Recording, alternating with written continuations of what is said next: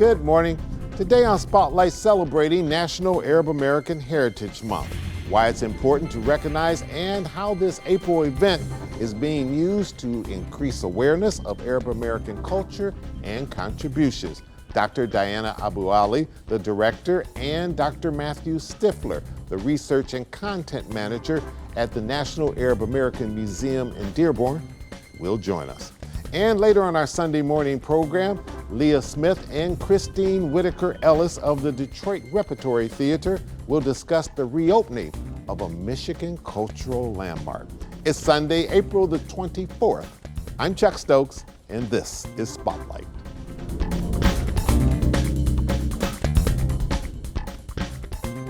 Arab American Heritage Month seems to be getting a lot more publicity, particularly these last couple of years. But what's the history? Because it's not something that just started, correct? Sure, yeah, thanks, Chuck. And please call me Matt. Okay. So it's a grassroots movement that's been around really since the 1980s. Groups of Arab Americans in different states and localities have pushed to have their heritage and culture recognized. And, you know, from the 1980s through the 90s and even after 9/11, there's huge organizations nationwide, like Arab American Institute in DC, that have pushed for this. But really in 2015, we saw it coalesce nationally, where we started getting much more recognition at, you know, the governor's level at different states and congressional representatives, and then even at the White House level. And that was pushed by a native Detroiter named Warren David, and his wife, Emil David, who run an organization called ArabAmerica.com. And they got their huge group of followers in 2015 to push at, you know, the city levels where they lived, and organizations and school districts, and really just grassroots from the bottom to the top. And now we're at a place where, you know, senators and congressional representatives across the country, and of course, President Biden, have recognized April as National Arab American Heritage Month. Right. And he was the first American president to do that, correct? I believe so, yes. You mentioned the Davids family. Of course, that's the parents of our very own Amira David. Not sure if she wants me to broadcast that, but I'm sure she's just equally as proud as we are. But have those roots and connections right back here to Detroit, even though they're based in Washington, D.C. now. But as you said, made a major push along with a very prominent Arab American businessman who I think took up billboards all around the country in the early days just to increase awareness. Dr. Abu Ali, what's the best way for people to wrap their arms around that and become better educated and to celebrate it? Thanks, Chuck, and likewise, you can call me Diana. One of the ways in which we can, sort of recognize and celebrate a month like April as Arab American Heritage Month is to kind of get to know more about the heritage of the community. There are many ways one can do that. You can, for instance, come visit the museum, which is dedicated to telling the story and the history and the culture of the Arab American community. You can go to Arab American, Middle Eastern, North African restaurants, participate in lots of activities, events that are in programming that is done around this month in various cultural organizations, not just in Detroit, but throughout the country. There was a film festival earlier this month that we put on. It was online in collaboration with 3 other Arab, Middle Eastern cultural organizations. So I think it's just an opportunity for people to become more aware of the culture of Arab Americans and to sort of actively, mindfully seek out ways in which they can experience the culture of the people. For a long time, the story of Arab American history and culture wasn't really anywhere. You didn't have it in school textbooks, and you didn't have it in the media except for negative representations in Hollywood cinema. And then after 9/11, all of that sort of intensified. But what also happened after the fallout from 9/11 is that the Arab American community gathered together and started to create their own representations. And you had things like the Arab American National Museum that opened in 2005 as a result of the national community coalescing. But you also have the Arab American community is gaining a stronger voice. There are way more Arab Americans in media now than ever before in Hollywood. Mm-hmm. There are more Arab Americans in elected positions across the country than ever before. And so the story is being told by the community, which I think makes a really big difference in the way that it's received in the general public. The museum is actually, its origins lie in a cultural arts program that was established in the 80s. And it's in the late 90s that there was talk at Access about how to develop and grow the cultural arts program, and it eventually became the museum. Museums now play a much bigger and broader role than just a sort of repository or collection of objects that people can come and see. We play very much a role in the community. We see ourselves as a sort of community museum and a community based organization. We're also very much, audience centered, and I think that's a sort of trend that a lot of museums are following. So it's not so much about bringing people inside or thinking about the objects and the collection, but it's about what are the audiences, what are their needs, what are their desires, and how do we remain relevant to an ever-changing audience. I want to get your thoughts about the important role that religion and food play in all of this. We'll be right back. Stay with us.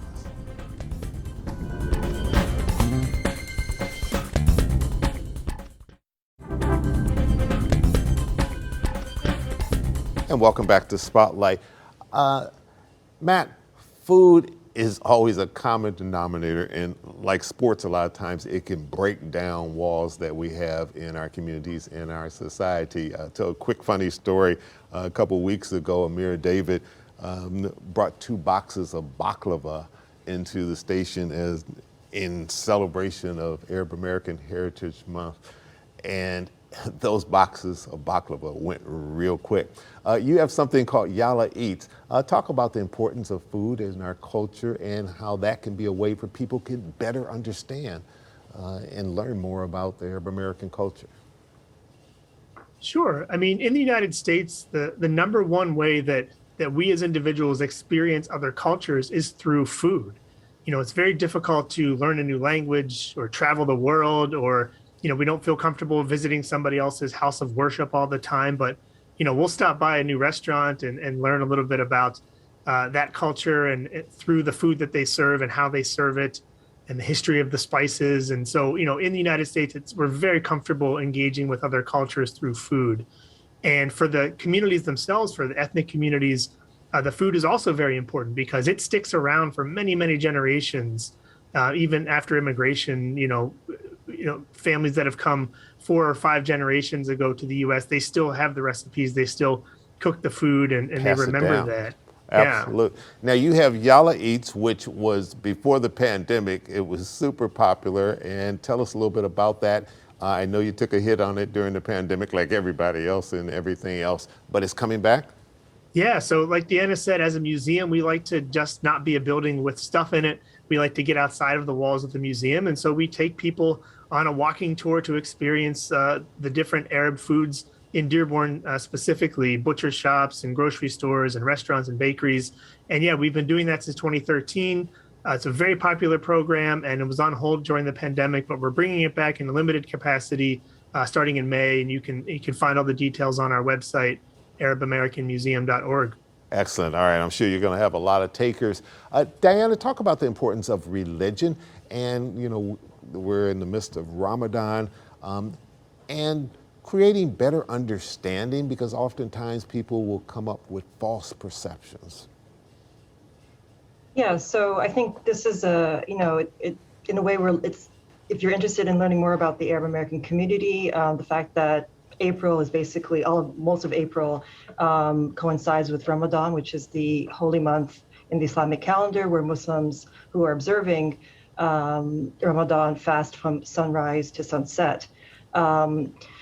There's in Dearborn, so if you want to come to Dearborn and sort of experience what Ramadan is like, I think it's a really great place to do that. Also because after the fast is broken, the families get together, they break, they eat together. Some people might sort of pray. There's special prayers that are done during Ramadan, and then you can go to this festival on the weekends called the Suhoor Festival, which is a conglomeration of street vendors, food vendors out, I believe, in the Fairlane Mall parking lot. Thousands and thousands of people are there. I think hundreds of food vendors are there. And you can sort of take part in the festivities and the celebration, that's really a large part of what Ramadan is. People, of course, Ramadan is a time for contemplation, for prayer. The fast sort of encourages people to sort of be more introspective. But fasting is hard, and I think abstaining from food is difficult, and so what we do in the Middle East, North Africa, and Muslim countries all over the world is there's a lot of fun and festivity at night in order to celebrate food that you've been deprived of all day. Sure. I think I just want to also say that most Muslims are not Arab.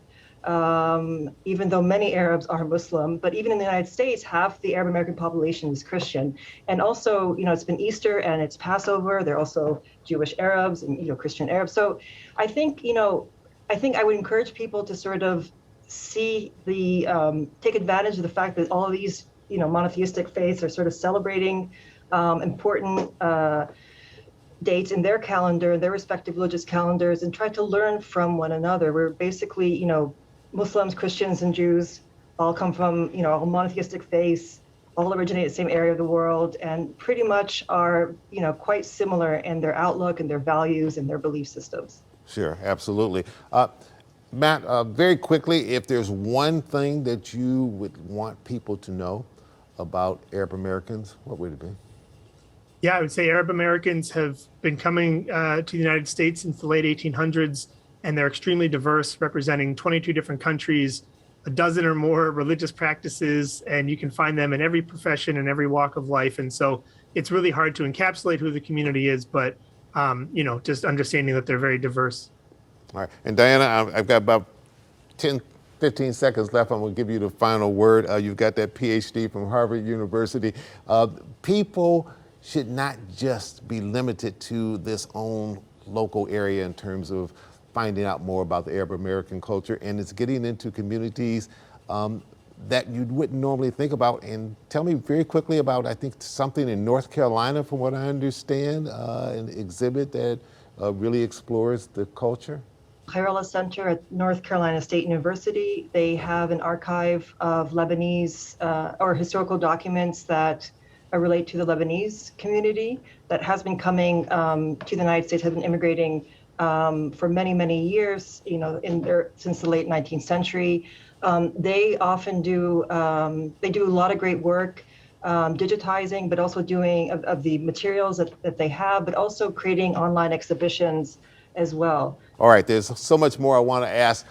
Good thing is that we've got this coming again next year, and in between now next year, we'll get back to both of you and talk a little bit more about it. Dr. Diana Abu Ali, thank you so much, and Dr. Matthew Stiffer, thank you so much, and we appreciate both of you joining us today on Spotlight. And when we come back, we'll turn our attention to a cultural landmark and gem in the city of Detroit. We'll be right back. Stay with us.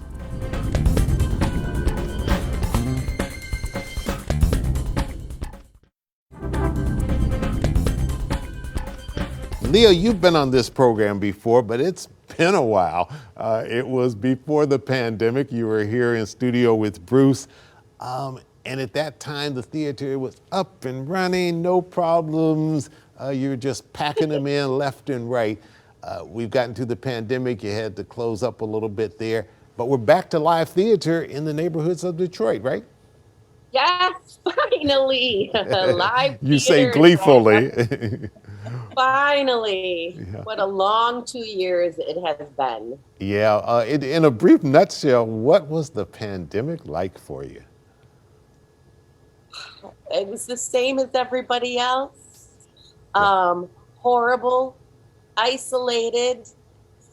Those of us in the performing artists and in the live performing arts knew immediately in April of 2020 that there was a different kind of damage that was being done to society, and that is that sense of community and in-person collective community that the live theater gives to us as human beings.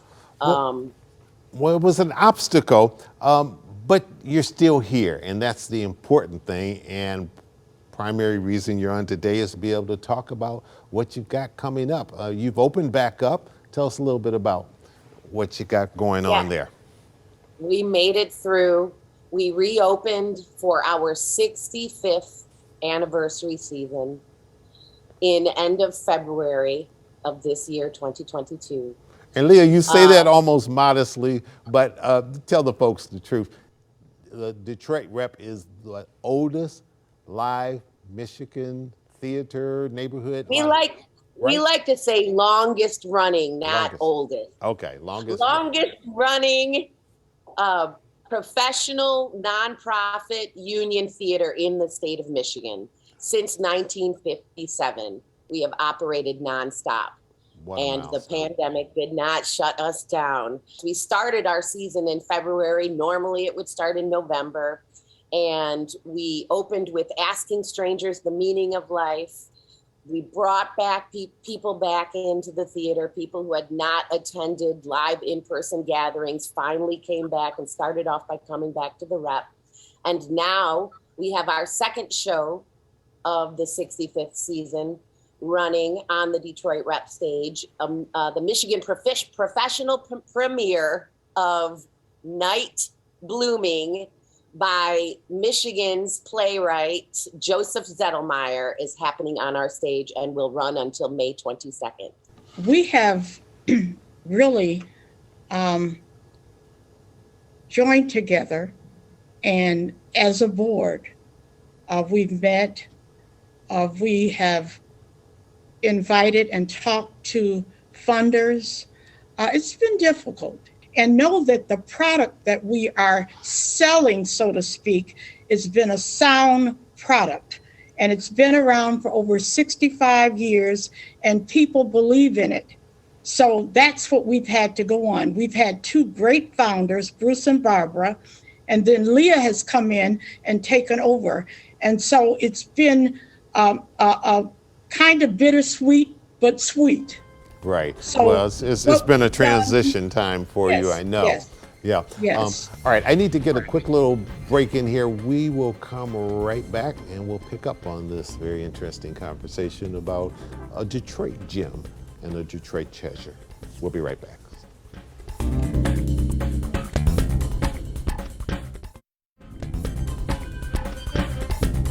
Leah Smith, one of the assets of the Detroit Repertory Theater is that it's very intimate.